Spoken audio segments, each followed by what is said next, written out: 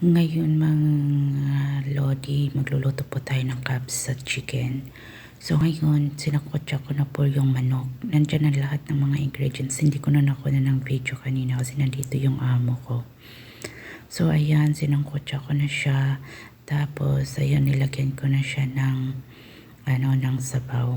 Tapos antayin na lang natin hanggang sa kumulo siya. Tapos ayan, palakasan natin yung apoy hanggang sa kumulo.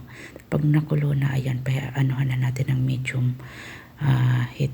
Tapos ayan, hindi ko na rin natanggal ko na yung manok at saka nilagay ko na rin yung kanin. Tapos ayan, i-check lang natin. Tapos yung manok nilagay ko doon sa sa oven para siya parang grilled siya. Tapos ayun, habang niluluto natin yung dito na naman tayo, huhugas tayo ng prutas para isi-serve din natin sa kanila. Paborito kasi nila yan.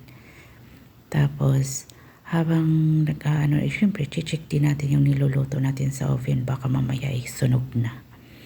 Ayan, tapos yung kanin. Yan, check lang natin para okay siya. Hindi siya masunog, hindi rin matutong yung kanin natin. Tapos balik natin yan dyan sa loob. Ayan, balik na naman tayo. Mag-i-slice na naman tayo niyan. Kasi yan din ang pang-serve ko sa kanila pag kumain sila. Gustong gusto nila yan eh. Paborito nila yan. Saka yung watermelon. Yung isa yung kulay green. Yun. Paborito nila yan. Tapos ayan, hinugasan natin ng maayos siya ng mabuti kasi hindi ko tinatanggalan ng balat. Ayaw nila nang tatanggalan ng balat.